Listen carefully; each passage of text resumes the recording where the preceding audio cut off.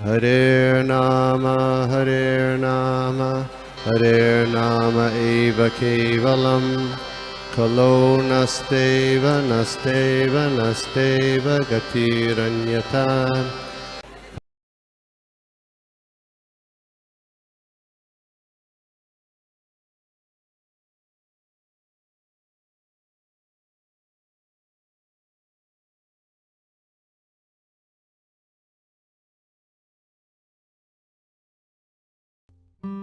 नरं चैव नरोत्तमं देवीं सरस्वतीं व्यासं ततो जयमुदीरयेत्। नष्टप्रायेषु भद्रेषु नित्यं भागवत सेवया भगवती उत्तमश्लोके भक्तिर्भवति नैष्टुकी। नमो विष्णुपादाय कृष्णप्रेष्ठाय भूतले श्रीमते भक्तिवेदान्त स्वामिनिति नामिने। नमस्ते सारस्वते देवी गौरवाणी प्रचार देशतारिणे। जय श्री कृष्ण चैतन्य प्रभु नित्यानंद श्री अद्वैत गदाधर श्रीवासादि गौर भक्तवृंद। हरे कृष्णा कृष्ण कृष्ण हरे हरे राम राम राम हरे हरे। कृष्ण महामंत्र की जय। श्रील प्रभुपाद की जय। हरे कृष्णा। सभी भक्तों का धन्यवाद जो हमारा जो ये जो डेली वे में हमारा जो भागवत चलता है इसमें सभी का धन्यवाद। तो आज जो हम श्रीमद् भागवतम के तीसरा स्कंद 18वां अध्याय और श्लोक क्रमांक 18 और 19 देखेंगे। तो आज श्री ईश्वरपुरी जी का तिरुभाव तिथि भी है, जो हमारे जो गौड़ीय संप्रदाय है उनके जो प्रमुख आचार्य उनमें से एक है। तो हम उनसे आज का जो भागवत कक्षा है उनसे ही हम आरंभ करेंगे। तो क्योंकि हम हमेशा हमारे जो सीनियर डिवोटीज है उनसे हम ये सुनते हैं कि जब कभी जो हमारे जो आचार्य है उनका जब कभी ऐसा जब तिरुभाव तिथि और आविर्भाव तिथि होती है तो वी शुड ग्लोरीफाई देम। हमें उनका ग्लोरिफिकेशन करना चाहिए ताकि हम उनका कृपा प्राप्त कर सके। इसके लिए हम शुरुआत करते आज श्री ईश्वरपुरी जी का जो तिरुभाव तिथि है उनके ऊपर हम थोड़ा ग्लोरिफिकेशन करते हैं। तो श्री ईश्वरपुरी जी जो है जो अपने जो गौड़ीय संप्रदाय के प्रमुख आचार्य है, जो श्री चैतन्य महाप्रभु जो थे उनके वो दीक्षा गुरु थे। और जो वैष्णव संप्रदाय है उसमें वैष्णव संप्रदाय के जो भक्ति योग है उसके वो परम प्रचारक थे श्री ईश्वरपुरी जी, जिन्होंने सनातन धर्म के हेतु कृष्ण लीलामृत, इंग्लिश में इसका कहते हैं the better of Krishna past times का एक ग्रंथ है, उसको उन्होंने लिखा हुआ है श्री ईश्वरपुरी जी ने। और फिर श्री ईश्वरपुरी जी एक सन्यासी थे। तो ये जो जीवन काल में जो सन्यासी का जीवन की शैली कैसी होनी चाहिए उन्होंने अपना जो स्वयं अपने जीवन से ही उन्होंने इसको दर्शाया कि एक जो सन्यासी होते हैं वो कैसे अपना जीवन को पालना चाहिए, उसको श्री ईश्वरपुरी जी ने सिखाया कि कैसे एक सन्यासी का जीवन होना चाहिए करके। और उनका जो जन्म हुआ है वो ज्येष्ठ मास के पूर्णिमा तिथि, जो वर्तमान बंगाल में कुमरहट नाम के गांव है, वहां पे कुलीन ब्राह्मण के घर में उनका जन्म हुआ। और जो श्री ईश्वरपुरी जी जो है वो श्री माधवेंद्रपुरी के जो हमारे गुरु परंपरा के प्रमुख आचार्य श्री माधवेंद्रपुरी, और जो स्वयं एक वैष्णव थे श्री माधवेंद्रपुरी। तो ये जो श्री ईश्वरपुरी जो है उनकी जो सेवा है, हमने इसकी लीला पहले भी सुना है कि कैसे ईश्वरपुरी जी ने जो माधवेंद्रपुरी जी का उन्होंने सेवा किया। तो इसके कारण श्री माधवेंद्रपुरी जी ने उनको कृपा प्राप्त किया और उनको एक क्या दिया कि वो उनको भगवान कृष्ण का उनको कृपा प्राप्त होने का उनको वरदान दिया श्री ईश्वरपुरी जी को। इसके फल स्वरूप हम देखते हैं कि कैसे श्री चैतन्य महाप्रभु जो स्वयं भगवान, जो स्वयं भगवान है और इस कलयुग में उन्होंने अवतार, उन्होंने आए भगवान जो श्री चैतन्य महाप्रभु, और उन्होंने श्री ईश्वर पुरी जी से उन्होंने दीक्षा लिया। तो हम इससे जान सकते हैं कि कैसे जो हमारे जो ये जो गौड़ीय संप्रदाय में जो हमारे जो आचार्यगण हैं, और स्पेशली जो श्री चैतन्य जो श्री ईश्वर पुरी जी है, मतलब कितने बड़े जो वैष्णव थे, जिन्हें स्वयं जिनकी जो आश्रय है स्वयं भगवान ने लिया है। तो हम इससे जान सकते हैं कि श्री ईश्वर पुरी जी कितने बड़े महान भक्त थे। तो आज उनका तिरुभाव तिथि है।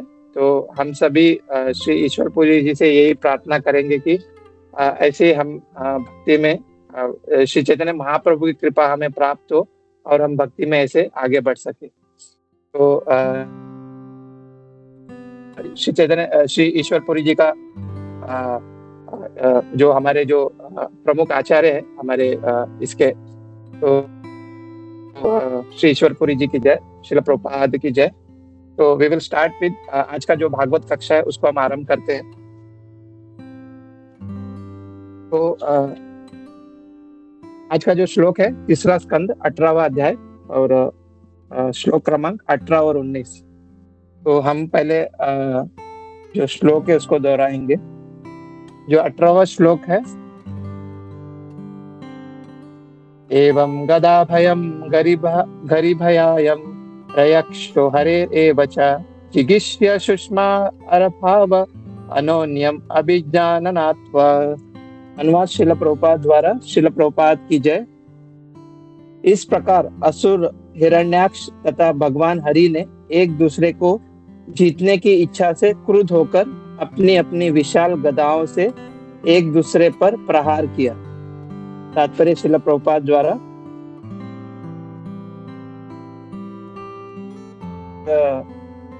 जो श्लोक है इसमें एक वर्ड आया हुआ है हरियाक्ष। तो हरियाक्ष का मतलब क्या है? हिरण्याक्ष उसका दूसरा नाम है, जो तात्पर्य में प्रभुपाद जी बताते हैं। फिर श्लोक क्रमांक 19 है, तयो स्पर्धास्तिगम गदाहता नगाहो शता सर्वग्रहण विवृद्धा मनयोः विचित्र मार्गां चरतोर्जिगीष्या त्वया बहद इलयाम इव सुस्मिनोर्मृदः। अनुवाद श्रील प्रभुपाद द्वारा। श्रील प्रभुपाद की जय। दोनों युद्धों में तीखे स्पर्ध थे। दोनों के शरीरों पर एक दूसरे की नुकीली गदाओं से चोटी लगी थी और अपने अपने शरीर से बहते हुए रक्त की गंध से वे अधिकाधिक क्रुद्ध हो चले थे। जीतने की उत्कंठा से वे तरह तरह की चालें चल रहे थे और उनकी यह मुठभेड़ वैसी ही प्रतीत होती थी जैसे किसी गाय के लिए दो बलवान सांड लड़ रहे। श्रील प्रभुपाद की जय। हरे कृष्ण। ओम अज्ञानतिमिरान्धस्य ज्ञानाञ्जनशलाकया चक्षुरुन्मिलितं येन तस्मै श्री गुरवे नमः। हरे कृष्ण। तो ये जो अध्याय है, इस अध्याय का जो शीर्षक है भगवान वराह तथा असुर हिरण्याक्ष के मध्य युद्ध। तो आज का जो दो श्लोक है 18 और 19, इसमें मैंने कुछ अपने जो सीनियर भक्त है, एक तो है हिज ग्रेस सदानंद कृष्ण प्रभु जी, जो हमारे गुरुभाई है, परम पूज्य जयपताका स्वामी गुरु महाराज के शिष्य हैं। तो उनका मैंने कुछ जो क्लास था, आई थिंक उन्होंने मायापुर में कोलकाता में उनका क्लास था, तो वही कुछ मैंने उनके क्लास से प्रिपेयर किया। तो ये जो दो श्लोक है 18 और 19 का, तो कहते कि ये बहुत सुंदर प्रसंग अभी जो चल रहा है, जिसमें भगवान जो है वीर रस का आस्वादन कर रहे हैं। तो हम हमेशा जानते हैं कि भगवान जो है रसराज है, मतलब सभी रसों का जो राजा है वो कौन है? स्वयं भगवान है। तो जितने भी जो रस है उसका सिर्फ और सिर्फ भगवान आनंद ले सकते हैं, और हम जो है, जो जीव जो है वो भगवान के साथ उस रस का आदान प्रदान कर सकते हैं। बट द मेन जो सोर्स है, जो मेन अथॉरिटी वो भगवान है, जो रसराज है, जो सभी रसों के राजा है वो भगवान है। तो क्या कहते हैं कि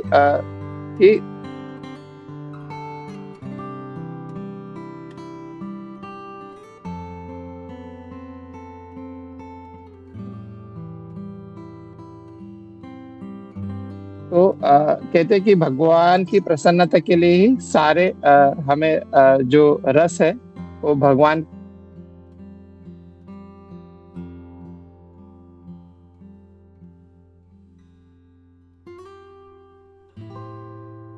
प्रभु जी मेरा आवाज आ रहा है प्रभु?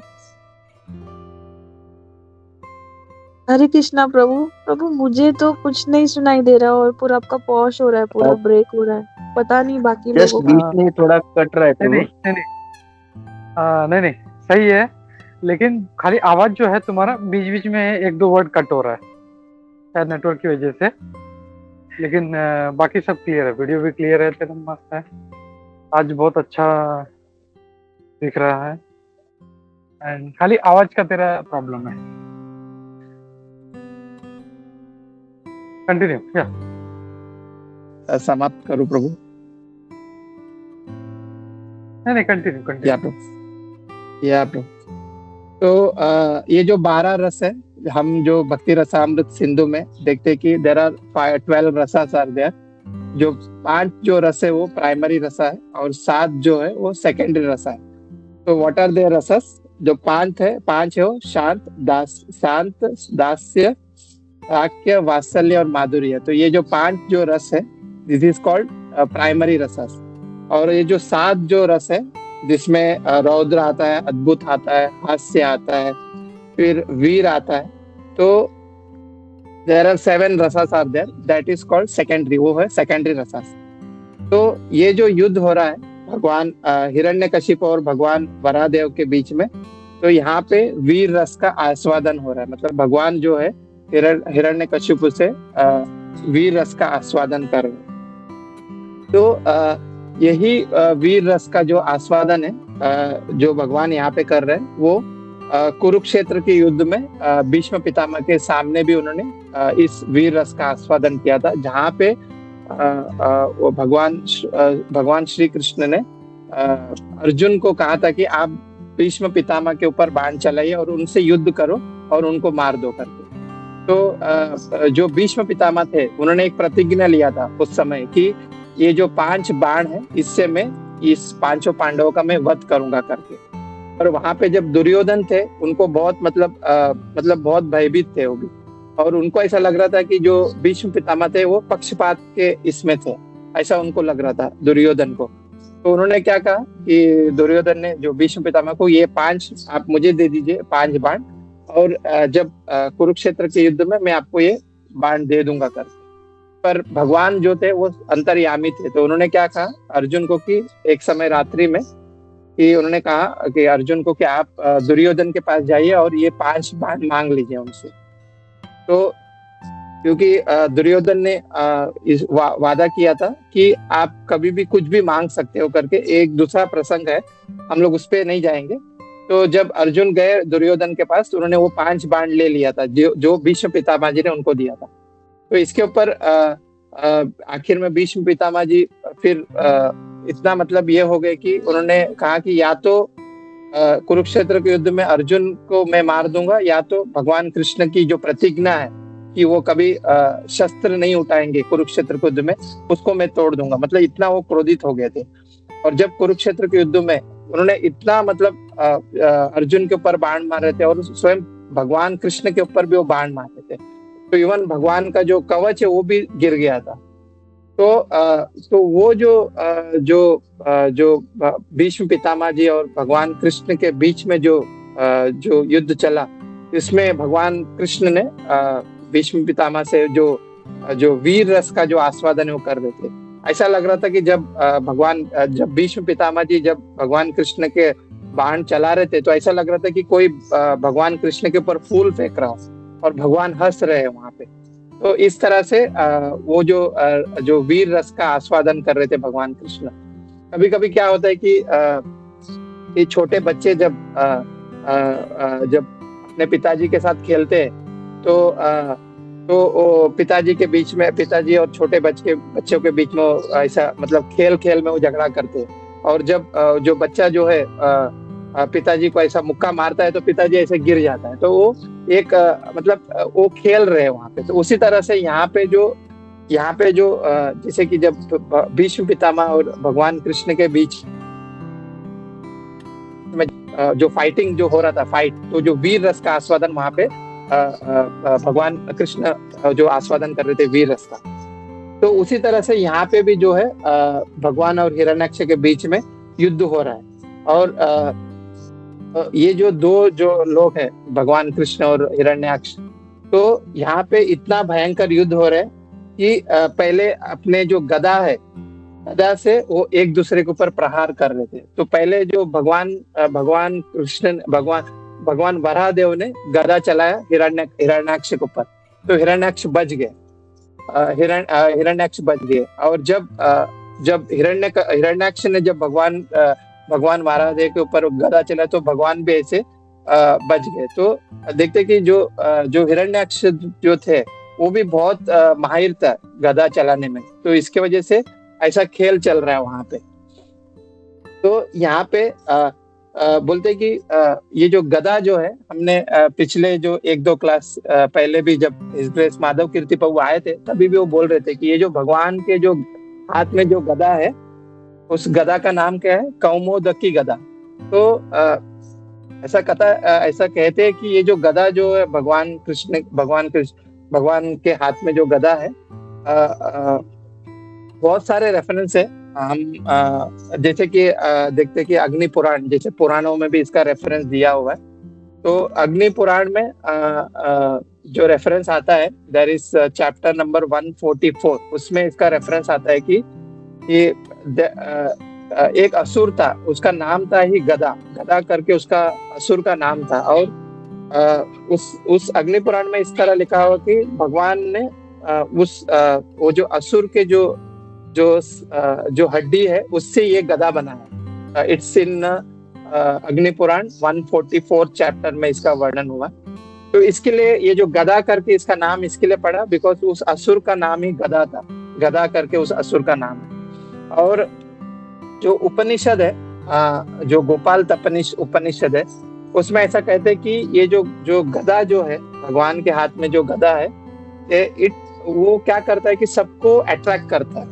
अगर हम जब हम भागवतम के 3रे स्कंद में जो अभी चल रहा है उसमें 28वां जो चैप्टर, उसमें 28 जो श्लोक है उसमें इस कौमोदी का गदा का बारे में वर्णन हुआ है, जहाँ पे बोलते हैं कि ये जो गदा जो है भगवान के हाथ में जो गदा है वो सभी भक्तों को अट्रैक्ट करता है। क्यों अट्रैक्ट करता है? बिकॉज ये जो गदा जो है वो सभी भक्तों का रक्षा करता है।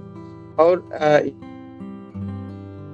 इस के ऊपर जो असुरों का जो हुआ है, और वो सभी असुर का करते गदा जो भगवान के जो हाथ में जो गदा है। तो ये एक कौमुदी की गदा की जो मतलब बोलते हैं ना, भगवान के जो हाथ में गदा है, ये हमेशा भगवान के भक्तों का रक्षा करता है। और एक जगह पे इसका वर्णन आया हुआ है कि आदि पर्व चैप्टर नंबर 224 में इस गदा के बारे में वर्णन हुआ है कि ये गदा जो है ये स्वयं वरुण देव जो वरुण देव है वो भगवान कृष्ण को प्रदान किया, मतलब उनको इस गदा का उन्होंने भेंट किया हुआ है भगवान कृष्ण को। तो हम देखते हैं कि मतलब क्यों ऐसे अलग अलग जगह पे अलग अलग वर्णन हो रहा है, बिकॉज ये जो भगवान की लीला है ये हमेशा मतलब हर समय ये चलता रहता है कि आज यहाँ जैसे कि आज एक जगह पे भगवान की लीला चल रही है तो दूसरी जगह पे दूसरी भगवान की लीला चल रही है। तो उसके लिए हम देखते हैं कि हर एक जगह पे अलग अलग वर्णन हुआ है। पुराणों में अलग जगह पे अलग वर्णन है और उपनिषद में अलग वर्णन है। तो यहाँ पे आदि पर्व में क्या कहते हैं कि ये जो गदा जो है आदि पर्व में, कि ये जो गदा है ये स्वयं वरुण देव जी ने भगवान कृष्ण को दिया हुआ है करके यहाँ पे बता रहे। तो इसके जो अभी जो युद्ध चल रहा है जिसमें ये जो गधा जो है, ये गधा के ऊपर एक नौकली बाघ रहता है, ऊपर के जो टॉप में जो बाघ है, इससे अभी प्रहार हो रहा है भगवान वराहदेव और हिरण्याक्ष के बीच में। तो इस श्लोक में बताया जा रहा है कि जब ये प्रहार होता है, तो जब प्रहार हो रहा था तो दोनों के मतलब भगवान का जो अंग है भगवान का, जो उससे भी और हिरण्याक्ष के जो शरीर से भी खून निकल रहा था। तो इसमें बताया जाता है कि जब क्षत्रिय जब लड़ते हैं और जब उनके जो शरीर से जब खून निकल,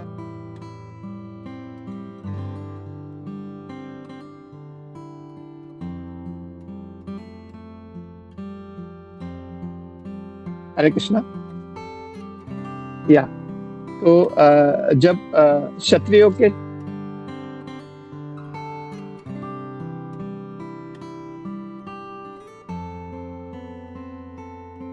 हरे कृष्णा, तो जब क्षत्रियों के अंग से जब खून निकलता है, जो खून का जो सुगंध है, जो गंध से क्षत्रियों के अंदर क्या होता है कि युद्ध करने की जो उत्तेजना और बढ़ जाती है। तो वही यहाँ पे बता रहे हैं कि जब भगवान वराहदेव और हिरण्याक्ष के बीच में जब युद्ध चल रहा था, तो उनकी जो युद्ध करने की जो उत्तेजना और बढ़ गई, मतलब इतने वो क्रोधित हो गए थे, तो इतने क्रोध में वो युद्ध चल रहा था।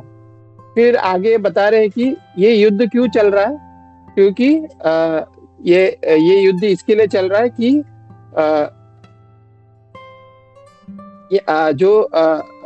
ये युद्ध इला मतलब क्या है, ये पृथ्वी का एक और नाम है इला करके। तो ये जो पृथ्वी को बचाने के लिए ये युद्ध चल रहा है।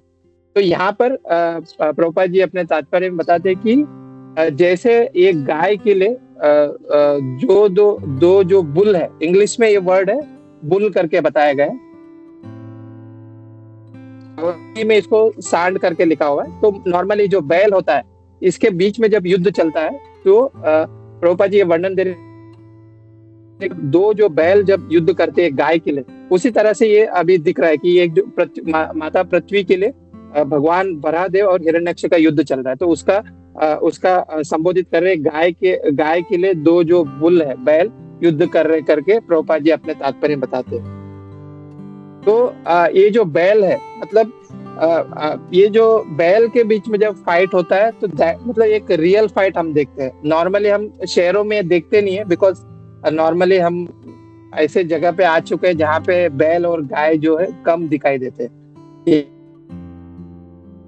यहाँ पर नॉर्मली एक कुत्ता बिल्ली जैसा लड़ाई करते हैं, वही हम देख के और उनसे वही सीखते हैं। जैसे कि आज अब मुंबई में भी देखते हैं कि जब हम ट्रेन में देखते हैं तो एक दूसरे के ऊपर सिर्फ चिल्ला रहे हैं बस। तो दैट इज मतलब ऐसा लड़ाई हम देख रहे हैं, तो उसका वैसे हम जैसा संग वैसे ही रंग हो जाता है। बट जो असली युद्ध अगर हम देखते हैं, तो जब जो बैल है वो जब एक दूसरे के बीच में युद्ध करते हैं, जब एक दूसरे को टकराते हैं, तभी वो मतलब इतना भयंकर वो अपना जो पावर को दिखाते हैं वहां पे।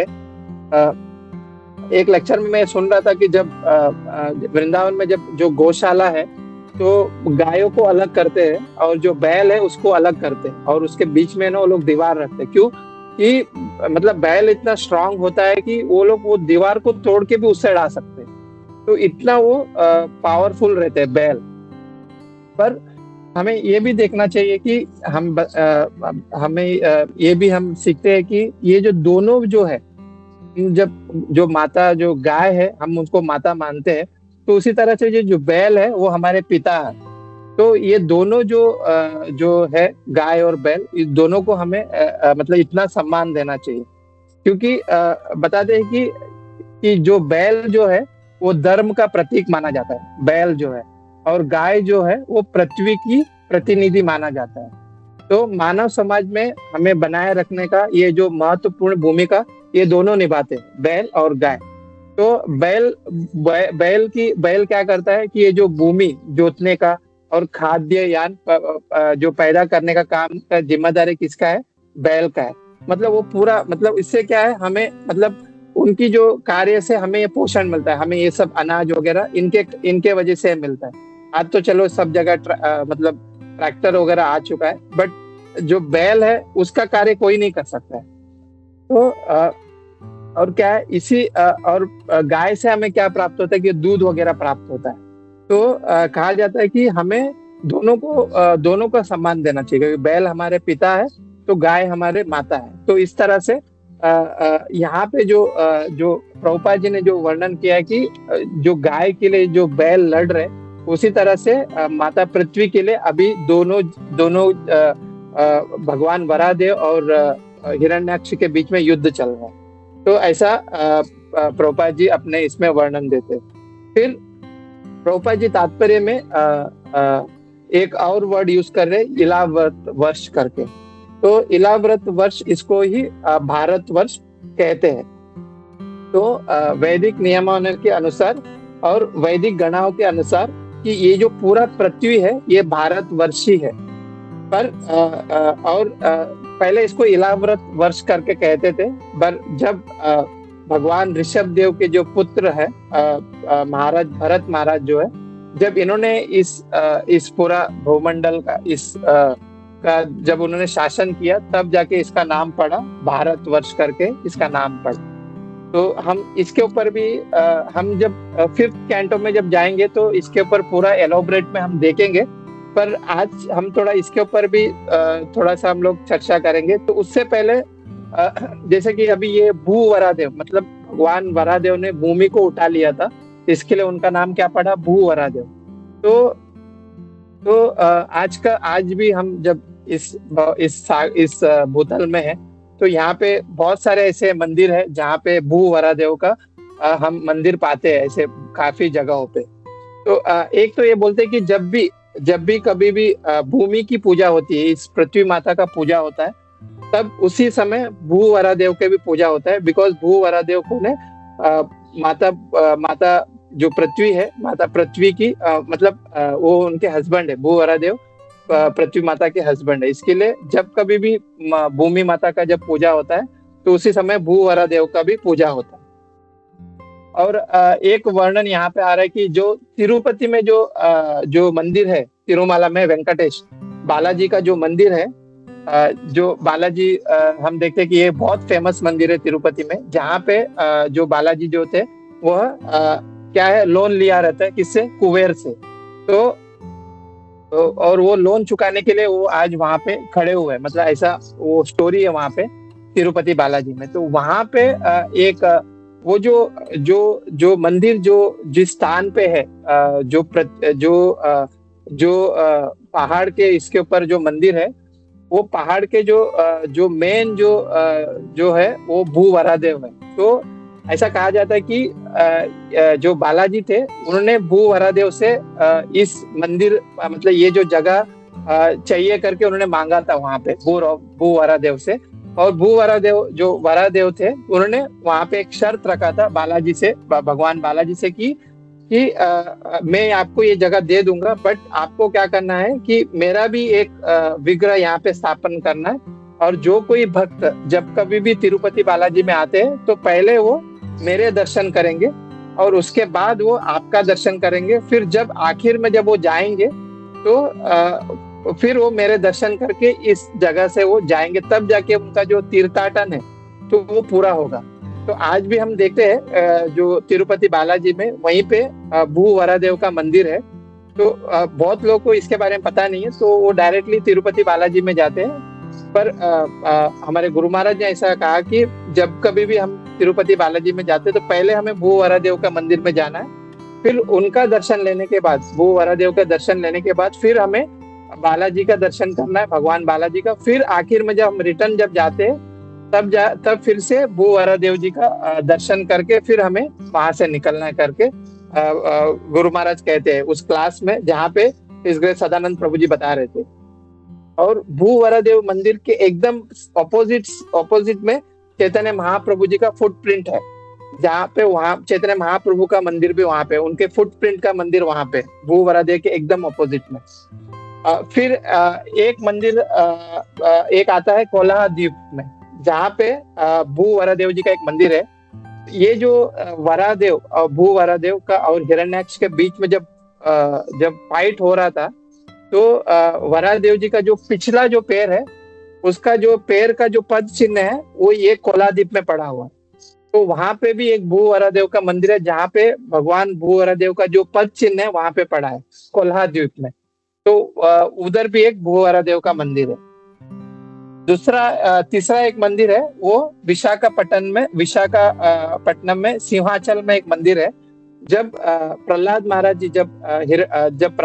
जी भगवान नरसिंह भगवान से जब पहली बार वहां पे मिलते हैं इस सिंहाचल में, तब प्रहलाद महाराज ने भगवान नरसिंह भगवान से कहा था कि आपने मेरे चाचा जो हिरण्याक्ष उसको आपने मारा है, तो वो जो रूप है उसका दर्शन मुझे करना है करके बोलते हैं प्रहलाद महाराज जी भगवान नरसिंह देव से। तभी वहां पे प्रहलाद महाराज जी को भगवान नरसिंह देव ने अपना उस रूप का दर्शन किया, जहाँ पे भगवान का जो ऊपर का जो कमल मुख है वो वराह के रूप में, वराह जी के रूप में। तो उनका जो नीचे का जो भाग है वो भगवान नरसिंह भगवान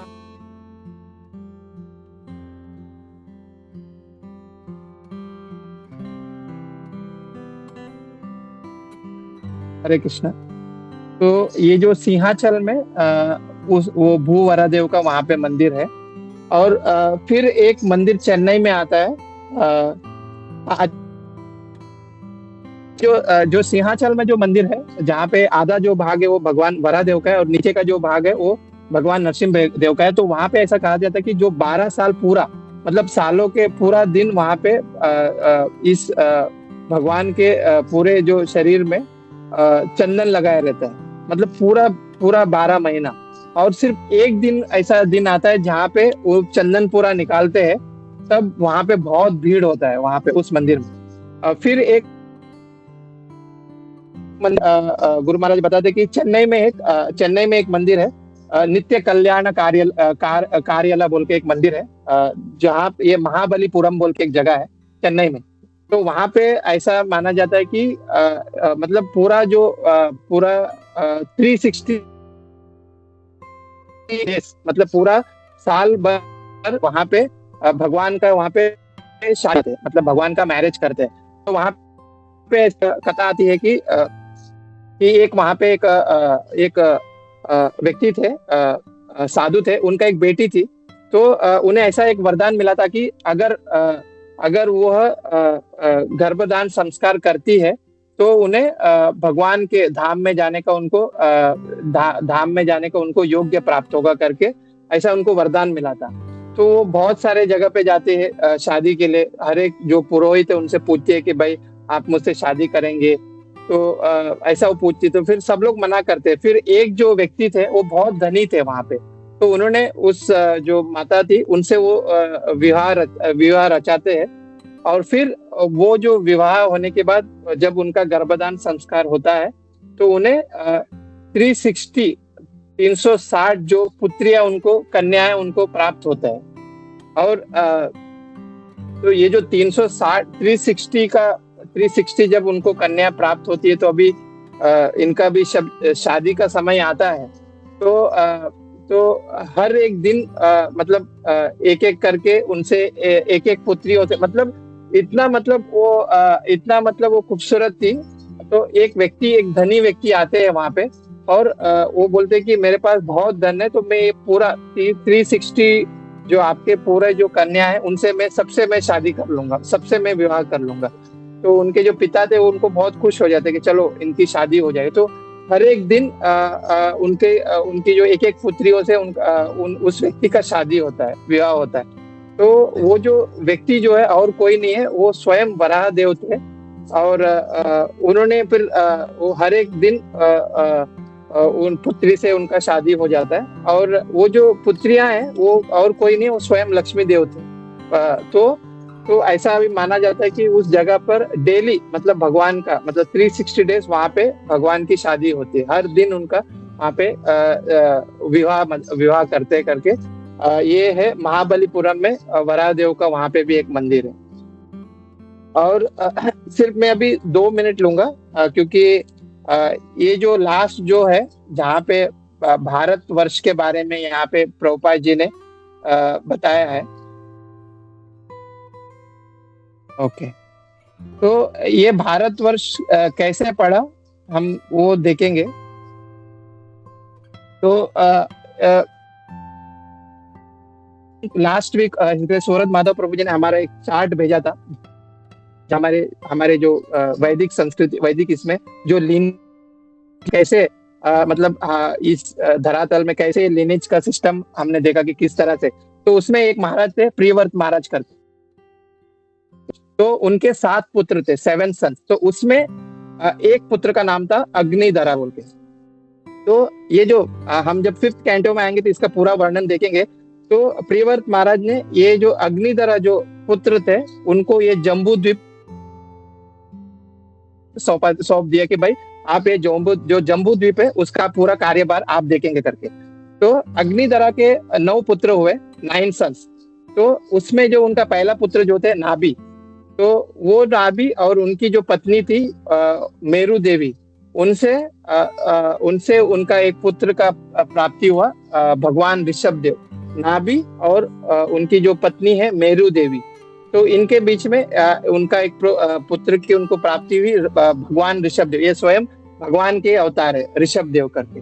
और ऋषभ देव जो है, भगवान ऋषभ देव, इनसे 100 पुत्र, उसमें से पहला पुत्र जो ज्येष्ठ पुत्र थे उनका नाम था भरत महाराज जी।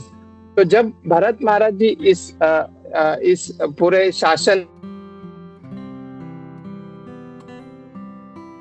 वर्ष करते हैं, पर इसके पहले ये भारतवर्ष के पहला इसका नाम था अजनाब वर्ष करके इसका नाम था। तो जब भरत महाराज जी ने जब ये पूरा शासन किया, तब जाके इस पूरा जो इस वर्ष का इस जगह का नाम पड़ा भारतवर्ष करके, इस जगह का नाम पड़ा। और हम देखते हैं कि कैसे प्रभुपाद जी ने बताया कि ये जो भारतवर्ष है आज सब बढ़ गया है। तो प्रभुपाद जी ने अपने तात्पर्य में लिखा कि जैसे कि अभी जैसे कि पाकिस्तान अलग हो गए, बांग्लादेश अलग हो गए, तो बोलते कि ये पूरा जो था, ये पूरा जो है, ये पूरा भारतवर्षी हम कहते हैं। पर इसमें ये जो भारतवर्ष में 9 खंड है, देयर आर 9 खंडास इन भारतवर्ष। तो ये 9 खंड, तो ये जो 100 जो पुत्र हुए थे ऋषभ देव के, उसमें पहले जो पुत्र है उनका नाम था भरत महाराज, जिन्होंने इस पूरे भारतवर्ष का शासन किया। तो इसके लिए उसका नाम पड़ा भारतवर्ष करके। पर जब भरत महाराज जी जब उन्होंने सब कुछ छोड़ के चले गए, हमने वो स्टोरी देखे कैसे वो सब कुछ त्याग करके जाते हैं। फिर जो ऋषभ देव जी के जो आखिर के जो 9 पुत्र है, उन्होंने इस भारतवर्ष को संभाला। जो ये जो 9 पुत्र है, उन्होंने ये जो भारतवर्ष का जो डिवाइड हुआ 9 खंडों में, वो जो पूरा जो 9 खंड है, वो ऋषभ देव के जो आखिरी के जो 9 पुत्र थे, उन्होंने इस भारतवर्ष को संभाला। तो हम देखते हैं कि ये जो 9 खंड क्या हुए, बिकॉज हम जो डिवाइड हुए हैं, तो ये जो 9 खंड क्या हुए, तो 9 खंड जो 9 जो किंग थे, 9 जो पुत्र, उनका नाम क्या था?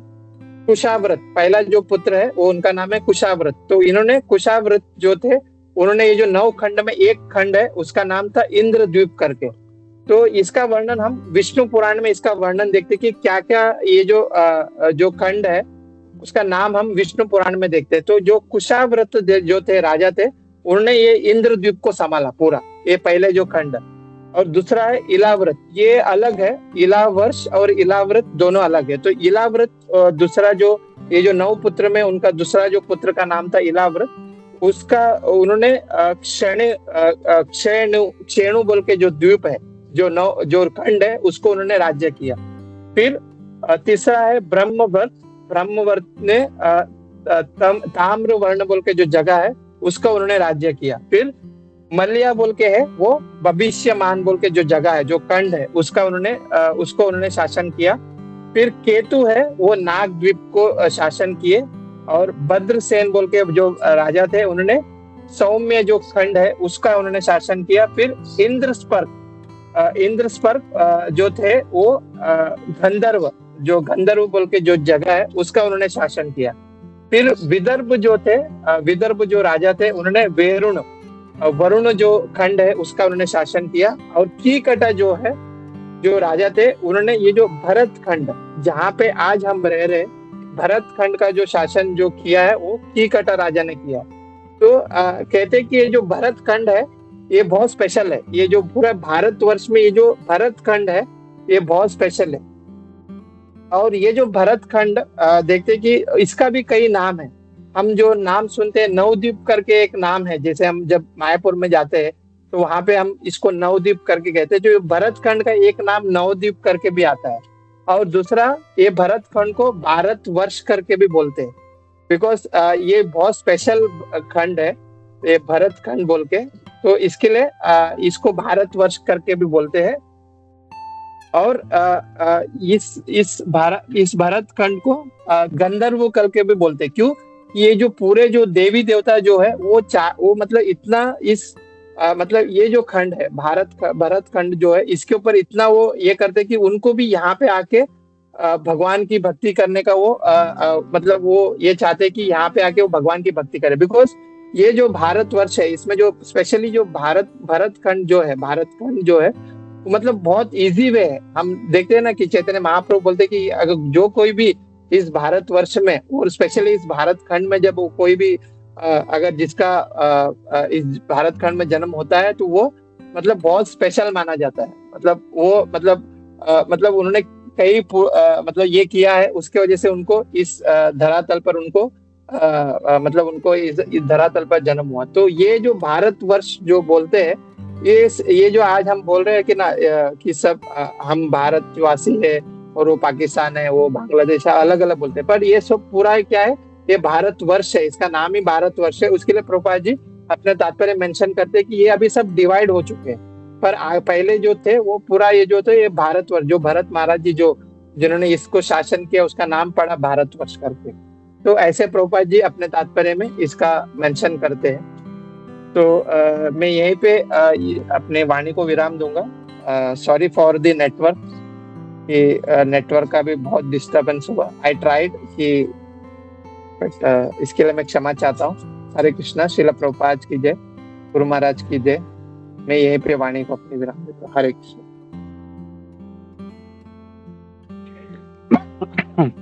हरे कृष्णा। थैंक यू ब्रो, बहुत अच्छा इंफॉर्मेटिव क्लास था। बहुत पूरा भारत में भूवराह का मंदिर कहाँ कहाँ पे है पूरा इंफॉर्मेशन दिया।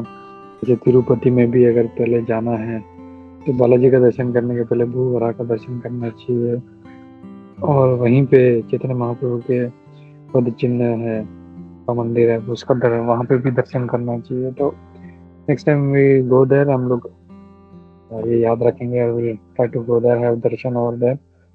और गदा के बारे में तुमने बताया, गदा के बारे में, तो गदा के बारे में खाली मुझे ये पूछना था कि जैसे तुमने कहा कि गदा नाम का एक असुर था और उससे कुछ गदा बना, something you said like that, correct Prabhu?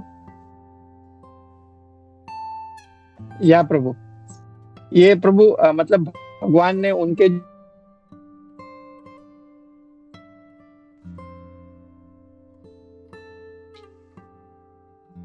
या प्रभु उनके हड्डियों से इसका मतलब जो गदा है उससे वो बनाया करके अग्नि पुराण में there is a chapter number 144 उसमें लिखा हुआ है प्रभु। What I heard from Prabhu जी।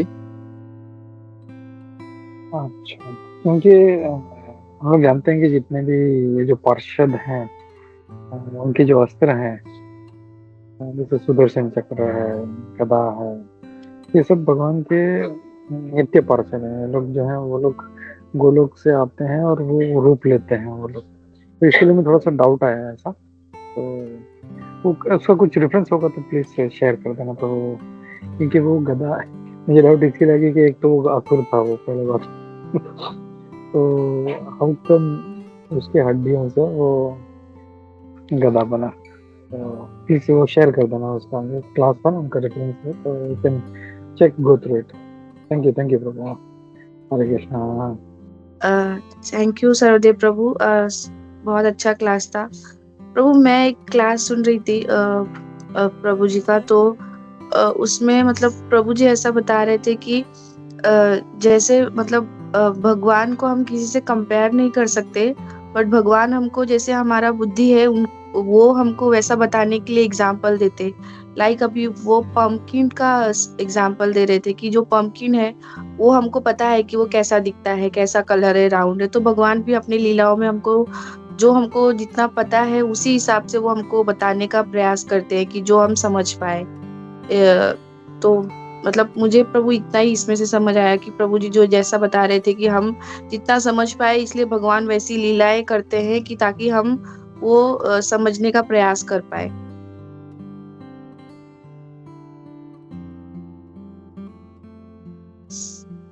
हरे कृष्ण।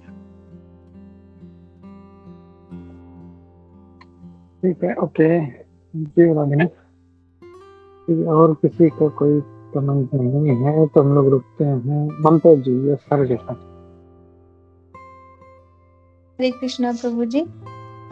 मेरा बस ये था कि जब प्रभु जी साउथ का जो भी टेम्पल, जो स्पिरिचुअल स्टोरीज है, उस सब के बारे में जब भी व्याख्या कर रहे थे तो पता नहीं आप लोग वहाँ पे विजिट किए हैं कि नहीं, बट मेरा सौभाग्य रहा कि मैं वहाँ पे विजिट करी। और वहाँ पर जाकर जैसे मंदिरों की जो संरचना है, जिस तरह से पिक्चोरियल फॉर्म में होता है उधर का टेम्पल, और वो कथा से रिलेटेड होता है, जो कथा होती है उससे रिलेटेड, उस कथा का पिक्चोरियल फॉर्म जो मंदिर साउथ इंडियन के मंदिरों में होती है। और बहुत सारी उधर तो जाना, मतलब अगर साल 2 साल भी अगर उधर की पढ़े तो भी कम है, उधर का जो भी जिस तरह से किया गया। तो मेरा सौभाग्य रहा कि मेरी जो फ्रेंड थी वो अयंगार थी। अयंगार बोले तो उधर के जो ब्राह्मण होते हैं ना, वो थी। तो काफी मुझे मैं तिरुमला भी गई और बाकी जो टेम्पल्स होते हैं चेन्नई में आसपास, मीनाक्षी टेम्पल, ये सब गई। और सबके पीछे मैं तो चाहूंगी कि अगर ग्रुप में कोई साउथ इंडियन जो इंग्लिश हिंदी जानते हो, वो अगर कभी मैं जुड़ने की कोशिश करूंगी, अगर वो कोई मिले इस्कॉन के या फिर कोई भी डिवोटी, तो मैं चाहूंगी कि कभी ऐसा क्लास हो। बहुत बहुत सुंदर है। मैं चाहती हूँ कि वो एक्सपीरियंस इस ग्रुप में भी हो जो मेरे साथ हुआ है। बढ़िया बढ़िया, मुझे बहुत अच्छा लगा। गुड। तो ठीक है, हम लोग रुकते हैं यहाँ पे और नरसिंह आरती लेते हैं। हम लोग ग्रंथराज श्रीमद् भागवतम की जय, श्रील प्रभुपाद की जय, इस्कॉन गोविंद की जय। हरे कृष्णा।